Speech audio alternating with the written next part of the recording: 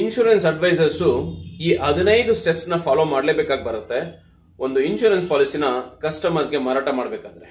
ಅಷ್ಟರಲ್ಲೂ ಹೊಸದಾಗಿ ಜಾಯ್ನ್ ಆಗಿರುವಂತಹ insurance advisors ಏನಿದ್ದಾರೆ ಅವರಂತೂ ಕಂಟಿನ್ಯೂಸ್ ಆಗಿ ಕಮೆಂಟ್ ಬಾಕ್ಸ್ ಅಲ್ಲಿ ಕಮೆಂಟ್ ಹಾಕ್ತಿರ್ತಾರೆ. ನಾನು ಹೊಸದಾಗಿ LIC ಏಜೆನ್ಸಿ ತಗೊಂಡಿದ್ದೀನಿ, ನೆಕ್ಸ್ಟ್ ಏನ್ ಮಾಡ್ಬೇಕು ಅಂತ ಗೊತ್ತಾಗ್ತಿಲ್ಲ, ಅಥವಾ ನಾನು ಮೀಟ್ ಮಾಡಿದ್ರೆ ಕಸ್ಟಮರ್ ಪಾಲಿಸಿ ತಗೊಳ್ತಾ ಇಲ್ಲ, ಅಬ್ಜೆಕ್ಷನ್ಸ್ ನ ಕೊಟ್ಟು ಕಳಿಸ್ತಿದ್ದಾರೆ. ಹಾಗಾಗಿ ಹೊಸ ಪಾಲಿಸಿನ ಮಾರಾಟ ಮಾಡಲಿಕ್ಕೆ ನಾವು ಹೊಸ ಏಜೆಂಟ್. ನಮಸ್ಕಾರ, ನನ್ನ ಹೆಸರು Guru. Welcome to my channel G2 LIC Guru. Yes, ಹೊಸದಾಗಿ ಜಾಯ್ನ್ ಆಗಿರುವಂತಹ ಇನ್ಶೂರೆನ್ಸ್ ಅಡ್ವೈಸರ್ಸ್ಗೆ ಹೊಸ ಪಾಲಿಸಿನ ಮಾರಾಟ ಮಾಡಬೇಕು ಅಂದ್ರೆ ಲೈಫ್ ಇನ್ಶೂರೆನ್ಸ್ ಪಾಲಿಸಿನ ಹೊಸ ಕಸ್ಟಮರ್ಸ್ಗೆ ಮಾರಾಟ ಮಾಡೋದು ಕಷ್ಟ ಅಂತ ಅನಿಸ್ತಾ ಇದೆ. ಅದು ಎಲ್ರಿಗೂ ಗೊತ್ತಿರುವಂತ ವಿಷಯನೇ, ಅದು ಎಲ್ಲರೂ ಕೂಡ ಫೇಸ್ ಮಾಡಿರುವಂತ ಒಂದು ಸ್ಟೆಪ್. ಬಟ್ ಇಲ್ಲಿ ಪಾಲಿಸಿನ ಮಾರಾಟ ಮಾಡಲಿಕ್ಕೆ 15 ಸ್ಟೆಪ್ಸ್ ನ ಮಿಸ್ ಮಾಡದೆ ಫಾಲೋ ಮಾಡಬೇಕಾಗಿ ಬರುತ್ತೆ. ಈ 15 ಸ್ಟೆಪ್ಸ್ ನ ನೀವು ಪಾಲಿಸಿ ಮಾರಾಟ ಮಾಡುವಾಗ ನಿಮ್ಮಲ್ಲಿ ಅಳವಡಿಸ್ಕೊಂಡ್ರೆ ಆ ಸೇಲ್ ಖಂಡಿತವಾಗ್ಲೂ ಕ್ಲೋಸ್ ಆಗುತ್ತೆ. ಯಾರೆಲ್ಲ ಇನ್ಶೂರೆನ್ಸ್ ಅಡ್ವೈಸರ್ಸ್ ಸಕ್ಸಸ್ ಆಗಿದ್ದಾರೆ ಅಂತ ಅನ್ಕೊಂಡಿದಿರೋ, ಯಾರೆಲ್ಲ ಹೆಚ್ಚೆಚ್ಚಿಗೆ ಪಾಲಿಸಿಗಳನ್ನ ಮಾರಾಟ ಮಾಡ್ತಿದ್ದಾರೆ ಅಂತ ನೀವು ನಿಮ್ಮ ಮುಂದೆ ಕಾಣಿಸ್ತಿದಾರೋ ಅವರೆಲ್ಲರೂ ಕೂಡ ಈ 15 ಸ್ಟೆಪ್ಸ್ ನ ಫಾಲೋ ಮಾಡ್ತಿರ್ತಾರೆ.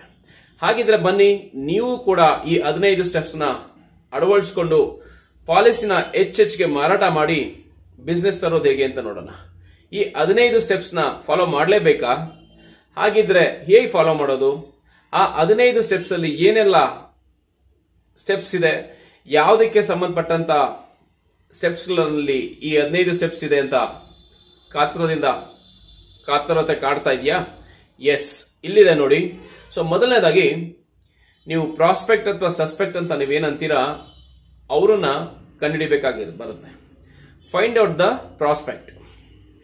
ಎರಡನೇದು, ಪ್ರಾಸ್ಪೆಕ್ಟ್ ನ ಫೈಂಡ್ ಔಟ್ ಮಾಡಿದ್ಮೇಲೆ ಅವ್ರ ಬಗ್ಗೆ ತಿಳ್ಕೊಳ್ಳಿಕ್ಕೆ ದಾರಿಗಳನ್ನ ಹುಡುಕ್ಬೇಕು, ಇನ್ಫಾರ್ಮೇಶನ್ ಕಲೆಕ್ಟ್ ಮಾಡಬೇಕು. ಮೂರನೇ ವಿಷಯ, ಇನ್ಫಾರ್ಮೇಶನ್ ಕಲೆಕ್ಟ್ ಮಾಡಿದ ಆದ್ಮೇಲೆ ಅವರನ್ನ ಮೀಟ್ ಮಾಡಲಿಕ್ಕೆ ಅಪಾಯಿಂಟ್ಮೆಂಟ್ ಫಿಕ್ಸ್ ಮಾಡ್ಕೊಬೇಕು. ಅಪಾಯಿಂಟ್ಮೆಂಟ್ ಫಿಕ್ಸ್ ಮಾಡ್ಕೊಂಡಿದ್ದ ಆದ್ಮೇಲೆ 4ನೇ ಸ್ಟೆಪ್ ಏನಪ್ಪಾ ಅಂತಂದ್ರೆ, ಅವರನ್ನ ಮೀಟ್ ಮಾಡ್ಲಿಕ್ಕಿಂತ ಮುಂಚೆ ನೀವು ತಯಾರಾಗಿದ್ದೀರಾ ಅಂತ ನಿಮ್ಮನ್ನ ನೀವು ಪ್ರಶ್ನೆ ಕೇಳ್ಕೊಬೇಕಾಗಿ ಬರುತ್ತೆ. 4ನೇ ಸ್ಟೆಪ್ ಏನಪ್ಪಾ ಅಂತಂದ್ರೆ, ಆ ಪರ್ಟಿಕ್ಯುಲರ್ ಕಸ್ಟಮರ್ನ ಅಥವಾ ಪ್ರಾಸ್ಪೆಕ್ಟ್ ನ ಮೀಟ್ ಆಗ್ಲಿಕ್ಕೆ ತಯಾರಿ ಆಗುವಂಥದ್ದು. ಕಸ್ಟಮರ್ ಮೀಟ್ ಮಾಡ್ಲಿಕ್ಕೆ ತಯಾರಿ ಆಗೋದು ಹೇಗೆ? ಎಸ್, ಅವ್ರ ಪ್ರೊಫೈಲ್ ಏನಿದೆ ಆ ಪ್ರೊಫೈಲ್ ನ ಸ್ಟಡಿ ಮಾಡ್ಬೇಕಾಗಿ ಬರುತ್ತೆ. ಯಾವ ಸೆಗ್ಮೆಂಟ್ ಅಲ್ಲಿ ಇದ್ದಾರೆ ಸ್ಟಡಿ ಮಾಡಿ, ಮತ್ತೆ ಆ ಕಸ್ಟಮರ್ ಇಂದ ಏನೆಲ್ಲ ಅಬ್ಜೆಕ್ಷನ್ಸ್ ಬರಬಹುದು, ಆ ಕಸ್ಟಮರ್ಗೆ ಯಾವ ರೀತಿಯಾದಂತ ನೀಡ್ ಇರುತ್ತೆ, ಇದನ್ನ ತಿಳ್ಕೊಂಡು ತಯಾರಿ ಮಾಡಬೇಕಾಗಿ ಬರುತ್ತೆ. ಅದಾದ್ಮೇಲೆ 5ನೇ step, study about the product. ಈ ಕಸ್ಟಮರ್ಗೆ ನೀಡ್ ಏನಿದೆ ಆ ನೀಡ್ಗೆ ಸಂಬಂಧಪಟ್ಟಂಗೆ ಯಾವ ಪ್ರಾಡಕ್ಟ್ ನ ಕೊಡಬೇಕು ಅಂತ ಕೂಡ ನೀವು ಸ್ಟಡಿ ಮಾಡಬೇಕಾಗಿ ಬರುತ್ತೆ. ಆ ಪ್ರಾಡಕ್ಟ್ ಅಲ್ಲಿ ಇರುವಂತ ಫೀಚರ್ಸ್ ಏನಿದೆ, ಬೆನಿಫಿಟ್ಸ್ ಏನಿದೆ, ವಿಶೇಷವಾಗಿರುವಂತ ಲಕ್ಷಣಗಳೇನೋ ಪ್ರಾಡಕ್ಟ್, ಅದ್ರ ಬಗ್ಗೆ ನೀವು ಸ್ಟಡಿ ಮಾಡಬೇಕಾಗಿ ಬರುತ್ತೆ. ಅದಕ್ಕೆ ಸಂಬಂಧಪಟ್ಟಂಗೆ ಕಸ್ಟಮರ್ ಕಡೆಯಿಂದ ಏನ್ ಅಬ್ಜೆಕ್ಷನ್ಸ್ ಬರ್ಬೋದು, ಆ ಅಬ್ಜೆಕ್ಷನ್ಸ್ ಬಂದ್ರೆ ಹೇಗೆ ಓವರ್ಕಮ್ ಮಾಡ್ಲಿಕ್ಕಾಗತ್ತೆ, ಅಥವಾ ಆ ಅಬ್ಜೆಕ್ಷನ್ಸ್ ಯಾವುದಕ್ಕೆ ಸಂಬಂಧಪಟ್ಟಿದ್ದು ಅನ್ನೋದ್ರ ಬಗ್ಗೆ ನೀವು ಪ್ರಾಡಕ್ಟ್ ನ ಡೀಟೇಲ್ ಆಗಿ ಸ್ಟಡಿ ಮಾಡಬೇಕಾಗಿ ಬರುತ್ತೆ. ಅದಾದ್ಮೇಲೆ 6ನೇ ವಿಷಯಕ್ಕೆ ಬರ್ತೀವಿ ಅಂತಂದ್ರೆ, ಪ್ರಾಡಕ್ಟ್ ಸ್ಟಡಿ, ಕಸ್ಟಮರ್ ಸ್ಟಡಿ ಎಲ್ಲ ಆಗಿದಾದ್ಮೇಲೆ ನೀವು ಹೋಗ್ಲಿಕ್ಕೆ ರೆಡಿ ಆಗಬೇಕಾಗಿ ಬರುತ್ತೆ. Before going get ready. So ನೀವು ಮೀಟ್ ಮಾಡಕ್ಕೆ ರೆಡಿ ಆಗೋದಂದ್ರೆ ಏನು?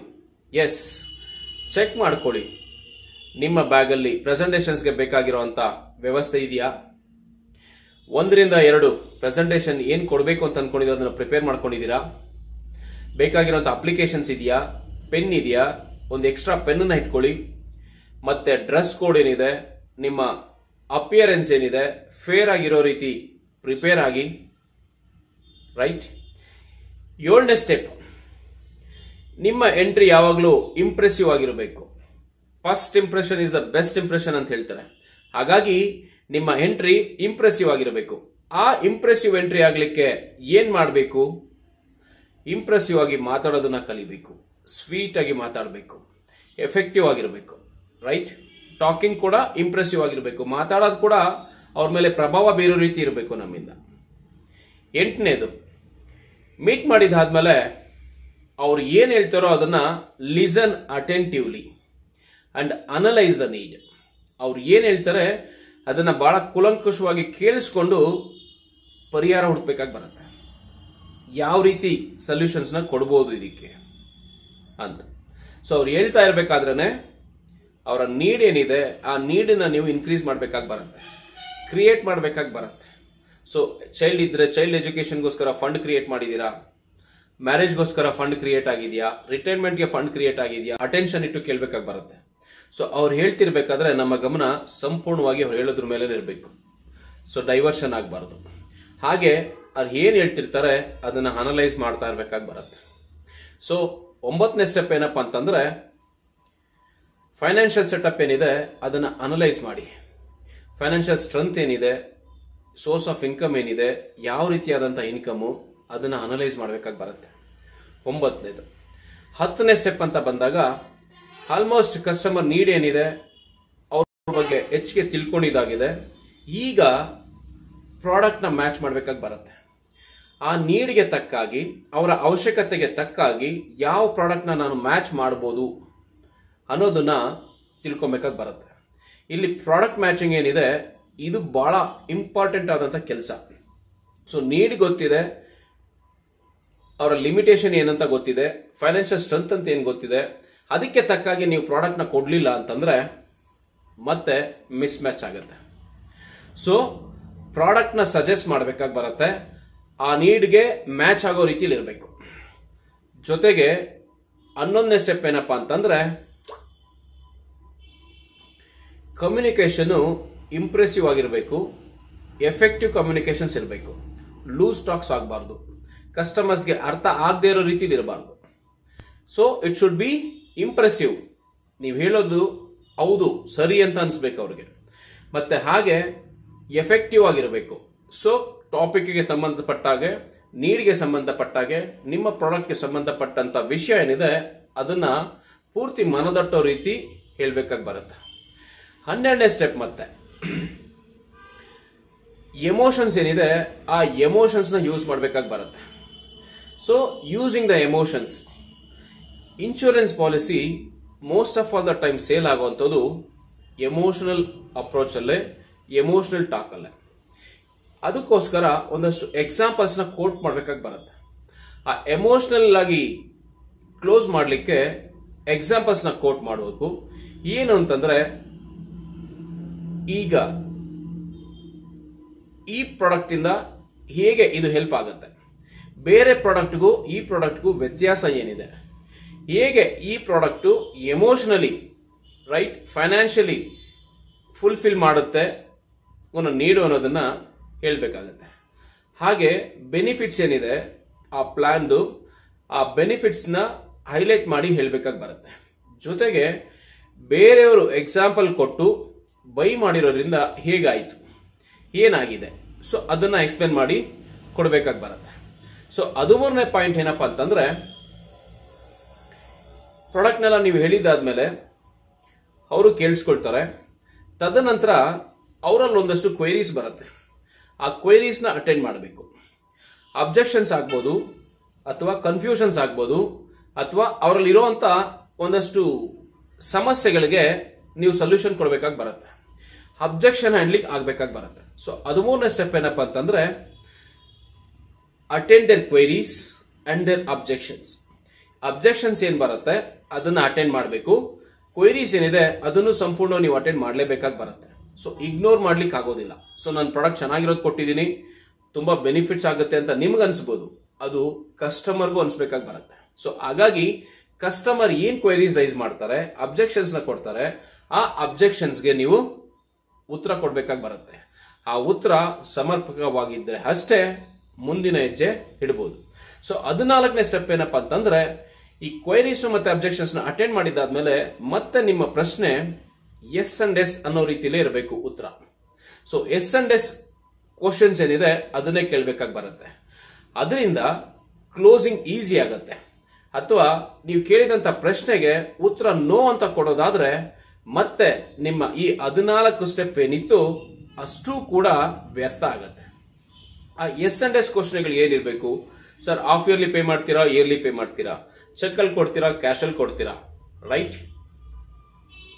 ಹೀಗೆ ಸೊ ಈ ರೀತಿ ಪ್ರಶ್ನೆಗಳನ್ನ ಕೇಳಿ ಎಸ್ ಅಂಡ್ ಆನ್ಸರ್, ಎಸ್ ಮತ್ತೆ ಎಸ್ ಅನ್ನೋ ರೀತಿಯಲ್ಲಿ ಆನ್ಸರ್ ಬರೋ ರೀತಿಯಾದಂತಹ ಪ್ರಶ್ನೆಗಳನ್ನ ನೀವು ಕೇಳಬೇಕಾಗಿ ಬರುತ್ತೆ. ಸೊ ಇದು ಕೂಡ ನಿಮ್ಮ ಪ್ರಾಕ್ಟೀಸ್ ಮಾಡ್ತಾ ಬರುತ್ತೆ. So last and not least 15ನೇ ಪಾಯಿಂಟ್ ಏನಪ್ಪಾ ಅಂತಂದ್ರೆ,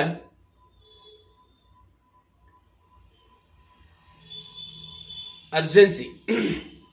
ಎಲ್ಲ ಕ್ಲೋಸ್ ಆದ್ಮೇಲೆ ಪಾಲಿಸಿ ಹೋಲ್ಡರ್ಗೆ ಅಬ್ಜೆಕ್ಷನ್ಸ್ ಕೊಟ್ಟಿದ್ದಾದ್ಮೇಲೆ ಎಸ್ ಅಂಡ್ ಎಸ್ ಆನ್ಸರ್ ಕೂಡ ಕೊಡ್ತೀವಿ. ಆ ಎಸ್ ಅಂಡ್ ಎಸ್ ಆನ್ಸರ್ಸ್ ಅಲ್ಲಿ ಕೆಲವೊಂದಷ್ಟು ಅರ್ಜೆನ್ಸಿನ ಕೂಡ ಕ್ರಿಯೇಟ್ ಮಾಡಬೇಕಾಗಿ ಬರುತ್ತೆ. ಅರ್ಜೆನ್ಸಿನ ಕ್ರಿಯೇಟ್ ಮಾಡಿ ಇಂಪ್ಯಾಕ್ಟ್ ಏನಿದೆ, ಇವತ್ತೇ ಪಾಲಿಸಿ ತಗೊಳ್ಳೋದ್ರಿಂದ ಅಥವಾ ಇವತ್ತೇ ಪ್ಲಾನ್ ಮಾಡೋದ್ರಿಂದ ಏನ್ ಬೆನಿಫಿಟ್ಸ್ ಇದೆ, ಮತ್ತೆ ತಗೊಳ್ಳದೆ ಇದ್ರೆ ಏನ್ ನಷ್ಟ ಆಗುತ್ತೆ. ಸೊ ಇದು ಎರಡನ್ನು ಕಸ್ಟಮರ್ಗೆ ಅರ್ಥ ಮಾಡಿಸಿದಾದ್ಮೇಲೆ, ಪಾಲಿಸಿ ಕಸ್ಟಮರ್ ಒಪ್ಕೊಳ್ತಾರೆ ಅಂತ ಅಂದಿದ್ದಾದ್ಮೇಲೆ 15ನೇ ಸ್ಟೆಪ್ ಮಾಡಬೇಕಾಗಿರುವಂತದ್ದು, ಪಾಲಿಸಿ ಕ್ಲೋಸ್ ಆದ ತಕ್ಷಣ ಹಾಗಿಂದ ಹಾಗೆ ಹೊರಟು ಬರಬಾರ್ದು. ಯು ಶುಡ್ ಸೇ ಥ್ಯಾಂಕ್ಸ್ ಹೇಳ್ಬೇಕಾಗಿ ಬರುತ್ತೆ. ಹಾಗೆ ಅವ್ರು ತಗೊಂಡಂತ ತೀರ್ಮಾನ ಏನಿದೆಯಲ್ಲ, ಆ ತೀರ್ಮಾನದ ಮಹತ್ವ ಏನು ಅಂತ ಕೂಡ ನೀವು ಅಲ್ಲೇ ಎಕ್ಸ್ಪ್ಲೇನ್ ಮಾಡ್ಬೇಕಾಗಿ ಬರುತ್ತೆ. ಸೊ ಕೃತಜ್ಞತೆ ಜೊತೆಲಿ ಅದರ ಇಂಪಾರ್ಟೆನ್ಸ್ ಏನು, ಅದರ ಪ್ರಭಾವ ಹೇಗಿರುತ್ತೆ, ಈ ಸೇಲ್ ಕ್ಲೋಸ್ ಆದಾಗ್ಲಿಂದ ಇಲ್ಲಿಂದಾಚೆಗೆ ಆ ಸೇಲ್ ನ ಕ್ಲೋಸ್ ನ ಮಹತ್ವ ಏನಿದೆ, ಫ್ಯಾಮಿಲಿ ಮೇಲೆ ಆಗುವಂತ ಇಂಪ್ಯಾಕ್ಟ್ ಏನು, ಸೊ ಅಥವಾ ಅವ್ರ ಫೈನಾನ್ಷಿಯಲ್ ಗೋಲ್ ಇತ್ತು, ಆ ಗೋಲ್ ನ ಯಾವ ರೀತಿ ಕಂಪ್ಲೀಟ್ ಮಾಡ್ತಾರೆ ಅನ್ನೋದ್ರ ಬಗ್ಗೆ ಥ್ಯಾಂಕ್ಸ್ ಹೇಳಿ ಕೃತಜ್ಞತೆ ಸಮೇತ ಹೊರಗಡೆ ಬರಬೇಕಾಗಿ ಬರುತ್ತೆ.